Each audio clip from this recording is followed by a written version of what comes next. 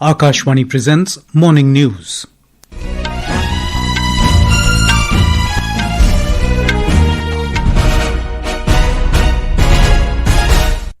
Good morning, I'm Sunil Verma.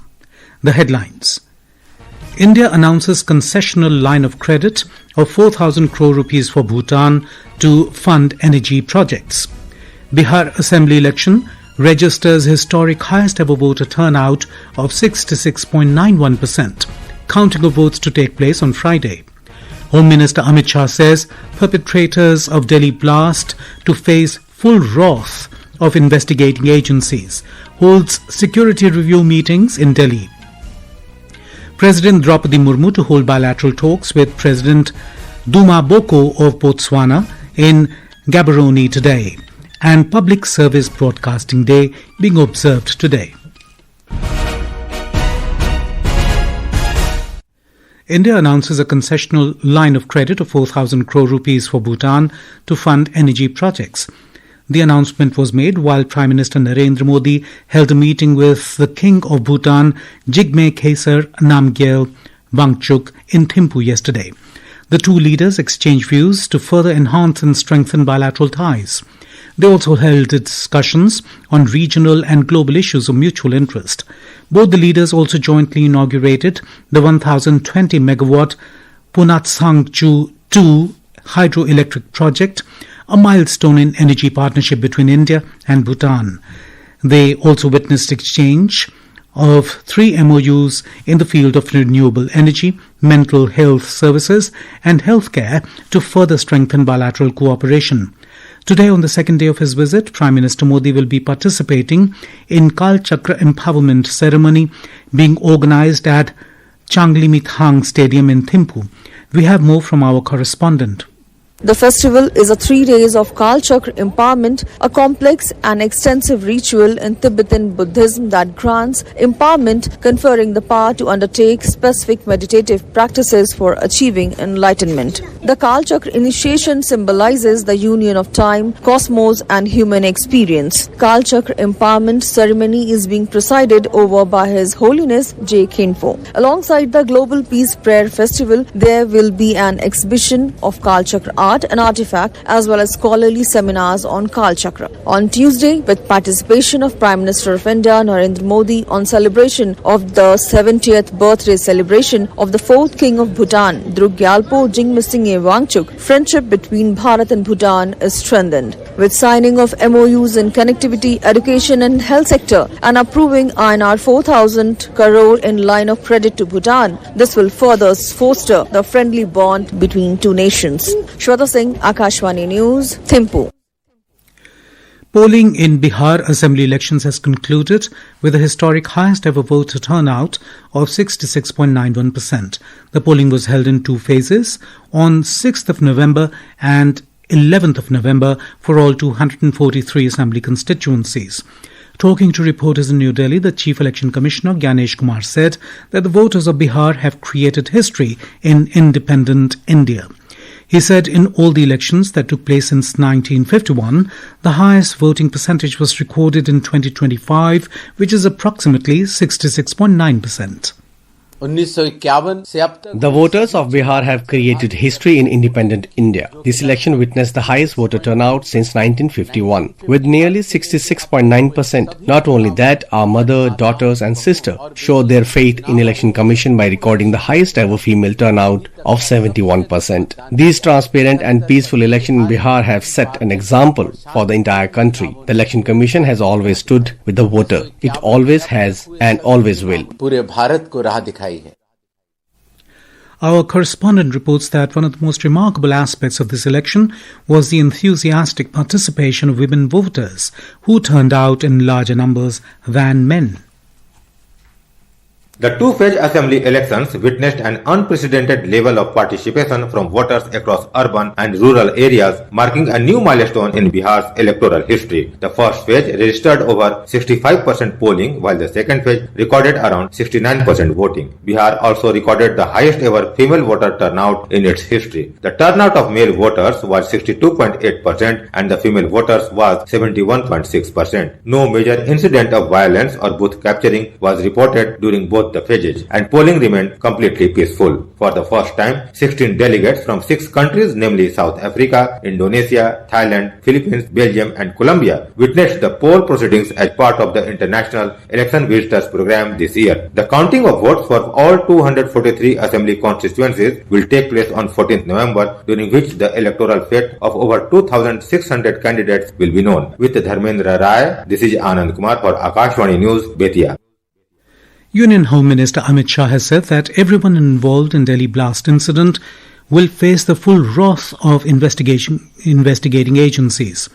He chaired high-level security review meetings with senior officials in New Delhi yesterday to assess the situation following the car blast near the Red Fort in the national capital on Monday. He instructed the officials to hunt down each and every culprit behind the Delhi blast incident. Meanwhile, the Home Ministry has handed over the probe into the incident to the National Investigation Agency.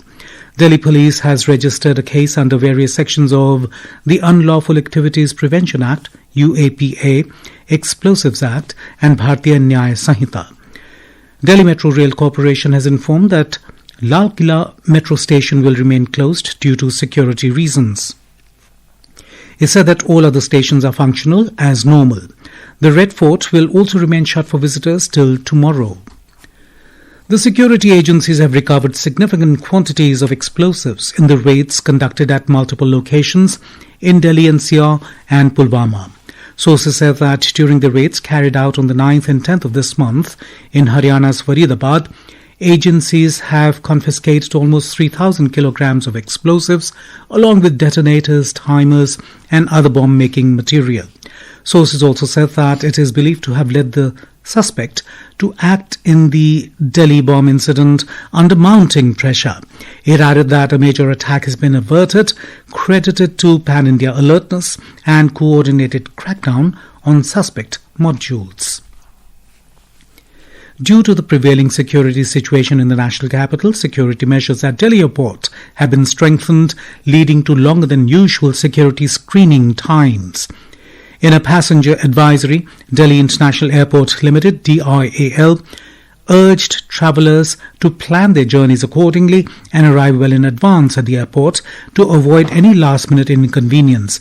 DIAL also assured passengers that all teams and stakeholders are working closely with security agencies to minimize inconvenience and ensure a safe and smooth travel experience for everyone.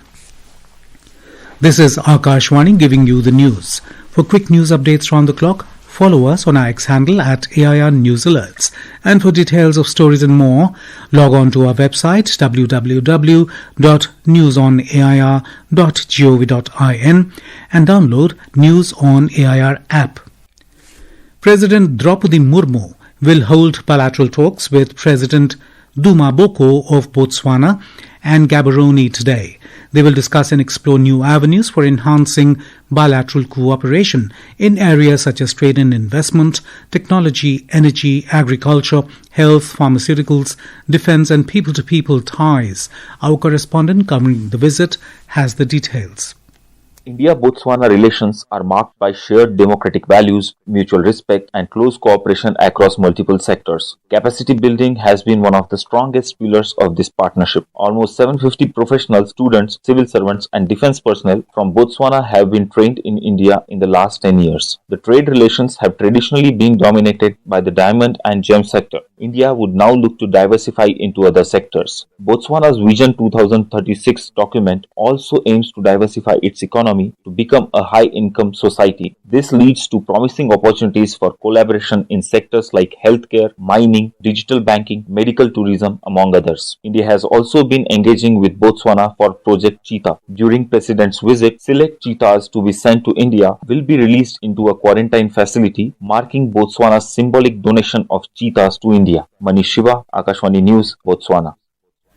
President Droupadi Murmu will also address parliamentarians, interact with members of the Indian community and visit sites of historic significance in Botswana during her visit.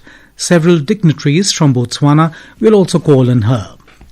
External Affairs Minister S. Jaishankar will visit Ontario in Canada today to participate in the G7 Foreign Ministers meeting with outreach partners at the invitation of Canadian Foreign Affairs Minister Anita Anand. The Ministry of External Affairs in a statement said that Dr. Jaishankar is also expected to hold bilateral meetings on the sidelines of the G7 Foreign Ministers meeting. The ministry added that the participation of the External Affairs Minister reflects India's continued commitment to working with international partners in addressing global challenges and bolstering the voice of the Global South in international forums. The country is celebrating the 150th anniversary of its national song Vande Mataram, a song that has inspired generations of Indians to unite, rise and celebrate the spirit of the nation. Today, our correspondent brings a report on timeless melody of Vande Mataram resonating through the soulful strains of Rag Desh. The majestic melody of Vande Mataram has been woven into the nostalgic Rag Desh, echoing the depths of patriotism and devotion. The most popular and recognized version of Vande Mataram is based on Rag Desh. This rag is known for its patriotic and devotional character and is often used for compositions that evoke love for the motherland. Rag Desh is an Audav Sampurn rag which uses 5 notes in ascent and all 7 notes in descent. Its structure lends itself to expressing both Veer Ras and Shringar Ras, making it suitable for a patriotic anthem. The mellifluous rag flows like a river through the emotions of India, which reflects tranquil yet powerful feelings among the people. Legendary classical singer Pandit Bhimsen Joshi sang the soulful song in Rag Desh, leaving an indelible mark on the hearts of all Indians. With Shivang and Soumya, this is Anuja Kumar for Akashvani News. Today is Public Service Broadcasting Day. This day is observed on the 12th of November every year to mark the historic address of the father of the nation and freedom fighter Mahatma Gandhi through the radio. Our correspondent has more on this.